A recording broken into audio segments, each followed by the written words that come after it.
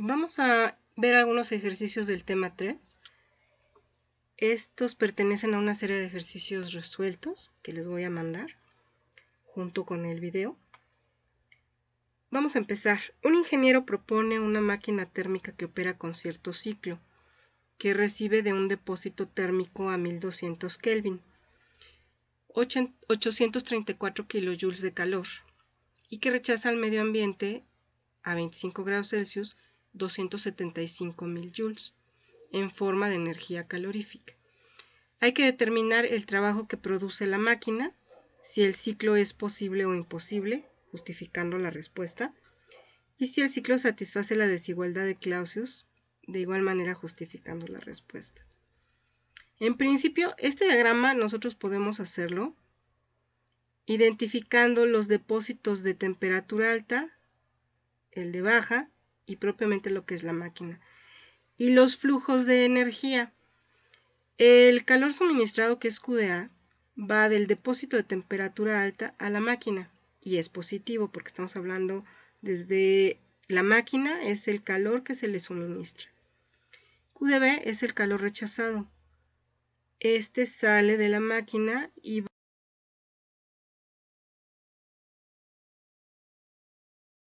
va en un signo, pero sabemos que si este es calor rechazado debe de tener un signo negativo. Estas llaves que tenemos aquí se usan como una notación interna de la coordinación de termodinámica y significa que el valor de la energía o de cualquier otro valor lo debo de colocar con el signo correspondiente. Entonces vamos a ver ahorita que resolvamos el ejercicio a qué se refiere. Y bueno, el calor suministrado va a producir un trabajo y lo que no se aprovecha de ese calor en transformarse en trabajo se desecha al entorno. Vamos al inciso A. Bueno, aquí, si partimos de la expresión de primera ley, nos dice que el calor más el trabajo es igual a la variación de energía interna. Pero aquí estamos hablando de una máquina térmica que opera cíclicamente, entonces yo lo puedo trabajar como un ciclo y bueno, para un ciclo la variación de energía interna es 0. Por lo tanto, el calor más el trabajo es igual a 0. O puesto de otra forma, el trabajo es igual al calor, pero con signo contrario. Pero este calor del ciclo está formado por el calor que se suministra y el calor que se rechaza. Entonces, bueno, aquí tenemos separados los dos calores con su signo correspondiente, que es contrario al del trabajo. Ahora, cuando nosotros sustituimos aquí en el calor de baja, sí hay que poner el signo que le corresponda. De esta expresión vamos a sustituir el trabajo suministrado, pues este siempre va a ser positivo. El trabajo rechazado, este es negativo. Entonces, sustituyendo con el signo, obtenemos el trabajo que nos da con un signo negativo. Este signo negativo pues nos está hablando de que sale o se produce trabajo de la máquina, por eso el signo negativo. Ahora, de las notas que yo les envié, tenemos esta expresión donde hablamos del trabajo neto. El trabajo neto es el trabajo que ocurre en un ciclo, que puede ser trabajo, bueno, aquí solo tenemos un trabajo de hecho, pero podríamos tener, si tenemos definidos más procesos, el trabajo neto, por un lado, va a ser el calor de alta menos el calor de baja. Vean que aquí tenemos nuestras barras de valor absoluto y un signo negativo. Si yo trabajo este negativo, mis energías tienen que estar en valor absoluto. Si yo tengo aquí un positivo, mis energías tienen que estar, si esto fuera un positivo, mis energías tienen que tener el signo que corresponda al tipo de energía. Y bueno, volviendo al punto de el trabajo, siempre va a ser, si hablo de un proceso, pues de 1 a 2. Pero si hablo de un ciclo, y un ciclo está formado por más de un proceso, el trabajo neto va a ser igual a ¿qué? A la suma del trabajo de cada uno de los procesos. Bueno, entonces aquí obtenemos para este caso que mi trabajo es negativo, lo cual pues tiene sentido, porque el trabajo sale de la máquina, es lo que se produce. Y nos piden primero si es posible este ciclo. ¿Cómo definimos eso? Pues vamos a utilizar las eficiencias, la que parte de la definición general, que diríamos nuestra eficiencia real, y por otro lado la eficiencia de Carnot, que es la eficiencia máxima que puede tenerse. Entonces, ¿qué es la eficiencia? Bueno, habíamos dicho que lo que se desea entre lo que se aporta. ¿Qué es lo que se desea? Obtener trabajo. Para esto, ¿qué se aporta? Calor. ¿Qué calor? El de alta, el que viene del depósito de temperatura alta. Entonces obtenemos la eficiencia real. ¿Cómo definimos si el ciclo es posible? Pues comparando la eficiencia real con la eficiencia de Carnot. En la eficiencia de Carnot se obtiene a partir exclusivamente de las temperaturas. Entre mayor sea la diferencia de las temperaturas de mis depósitos, mayor eficiencia se va a tener. Bueno, aquí, pues al obtener esta eficiencia, tenemos este valor. Resulta que para este caso la eficiencia de Carnot es mayor que la eficiencia real. Por lo tanto, el ciclo sí es posible. Bueno, ¿qué ocurre si mi eficiencia fuera igual, la máxima y la real? Mi ciclo sí es posible. Lo que ya no es posible es que la eficiencia real sea mayor que la eficiencia de Carnot, porque la eficiencia de Carnot es una eficiencia para una máquina idealizada. Entonces, tenemos, si la eficiencia máxima es mayor o igual a la real, el ciclo es posible. Si es menor, la eficiencia máxima a la real, no es posible. Y vamos ahora con la desigualdad de Clausius. Nosotros, bueno, en las notas que yo les envié, viene el desarrollo de la desigualdad de Clausius y viene de esta forma, con un signo negativo. La integral para un ciclo de la diferencial de Q entre T es igual a ¿qué? A Q de A entre T de A menos Q de B entre T de B. Pero si yo tengo aquí un signo negativo, las energías tienen que estar en valor absoluto. Pero en la solución del ejercicio tenemos un signo positivo. Entonces, estas energías tengo que sustituirlas con el signo que les corresponde. Aquí, volviendo a las energías suministradas, pues esta siempre va a ser positiva. La temperatura. Aquí yo tengo que trabajar con la temperatura absoluta, en escala absoluta, es decir, en Kelvin. Más, este signo es porque esta energía, este calor Q de B, es el calor rechazado por la máquina térmica. Por lo tanto, el signo es negativo. Y bueno, la temperatura correspondiente al ambiente. Y obtenemos que esta integral es igual a menos 227.36 joules por Kelvin. ¿Esto cumple o no la desigualdad? Bueno, pues por la definición, la integral de la diferencial de Q entre T tiene que ser menor o igual a 0 para que se cumpla la desigualdad. En este caso es menor, por lo tanto, se cumple la desigualdad. Y el ciclo es un ciclo irreversible. ¿Cuándo sería reversible? Cuando la integral fuera igual a 0. Y si fuera mayor que 0, entonces no cumple con la desigualdad. Vamos a ver el siguiente ejercicio. En este se trata de una mezcla. Tenemos aluminio por un lado y agua, que están a diferente temperatura y tienen diferente masa cada uno. Nos dicen que el recipiente está aislado y nos dan las capacidades térmicas específicas tanto del aluminio como del agua.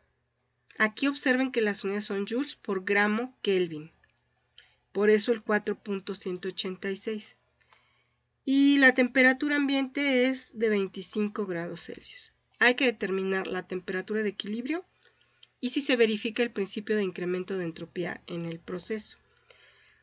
Bueno, primero es un sistema aislado, no hay trabajo, entonces el calor va a ser igual a la suma de calores de la mezcla e igualamos a 0.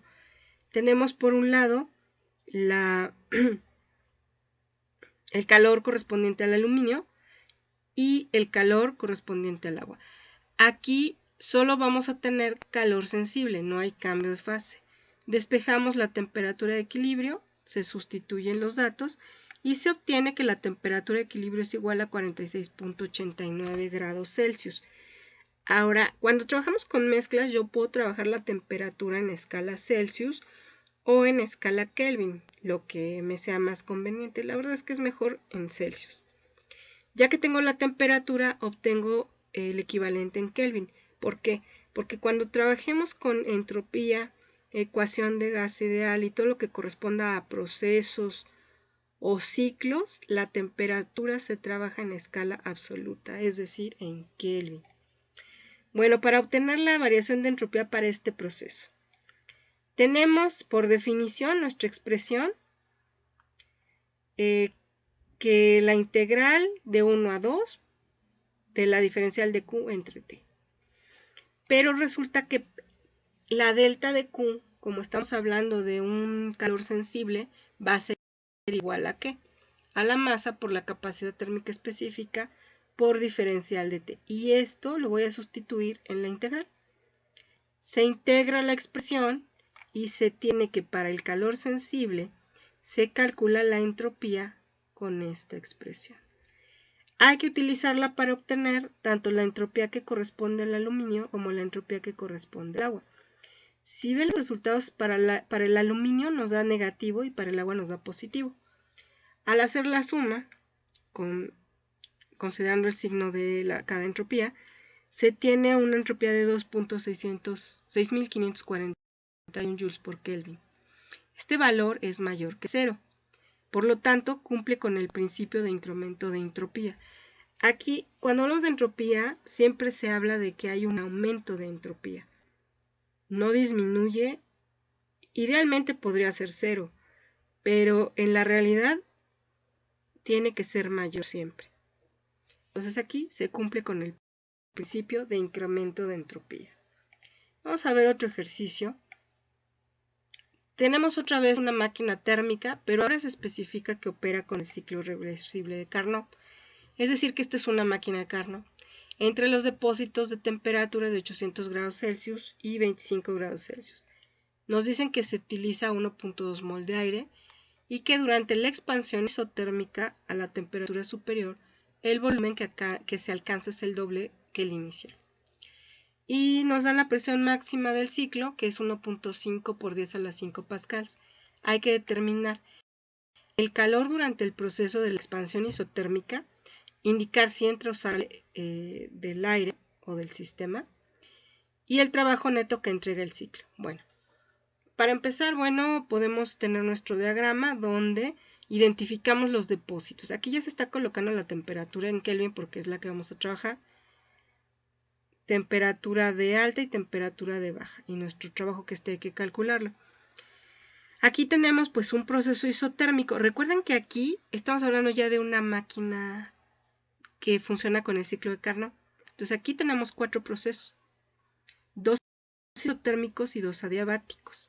Bueno, en el proceso de 1 a 2 es cuando tenemos la expansión isotérmica. Y la temperatura 1 es igual a la temperatura 2. Bueno, volviendo a la expresión, recuerden que para mi proceso isotérmico, como la temperatura es constante, la variación de energía interna es 0. El calor es igual al trabajo con signo contrario.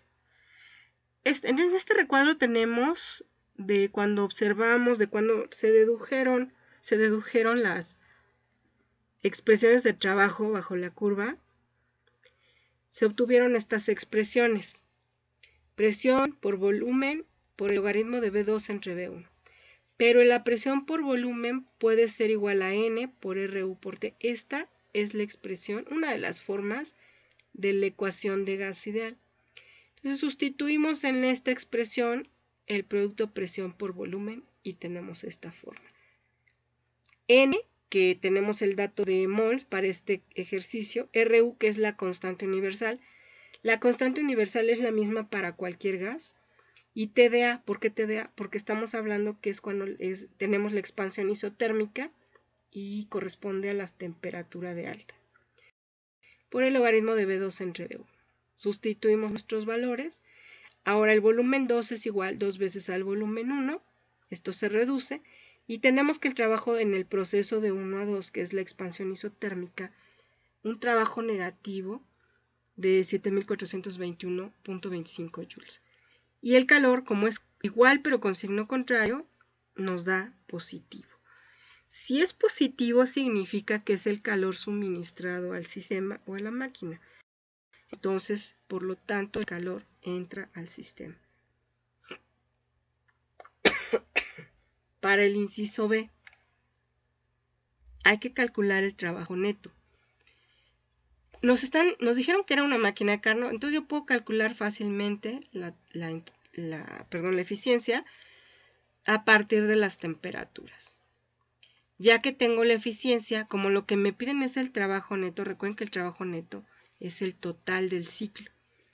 Entonces despejamos de esta expresión, que era la definición para la eficiencia, y obtenemos que el trabajo neto es positivo. Bueno, porque tenemos un valor absoluto, por eso nos da positivo. En realidad, el signo de la máquina tendría que ser negativo, porque es el trabajo que se obtiene de la máquina. Es como si saliera de la máquina el trabajo. Entonces, en realidad el trabajo es negativo. Vamos a ver un ejercicio más. Aquí nos piden calcular la entropía.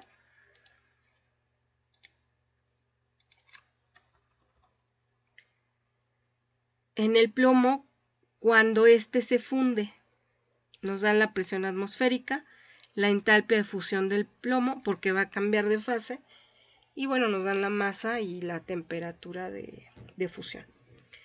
Es un sistema termodinámico cerrado. Aquí lo que hay que calcular es la entropía. Sabemos que aquí tenemos calor latente. Para el calor latente tenemos esta expresión, la masa por la entalpia de fusión. La sustituimos en la integral para la entropía e integramos. Pero resulta que la temperatura es constante. Entonces, vamos a integrar una constante y mi integral queda 1 entre T por la masa por la entalpia de fusión. Así de fácil. Cuando tenemos calor latente, esta es la forma para calcular la entropía. Se sustituye y se obtiene la variación de entropía cuando se funde el plomo con estos valores. Y eso es todo.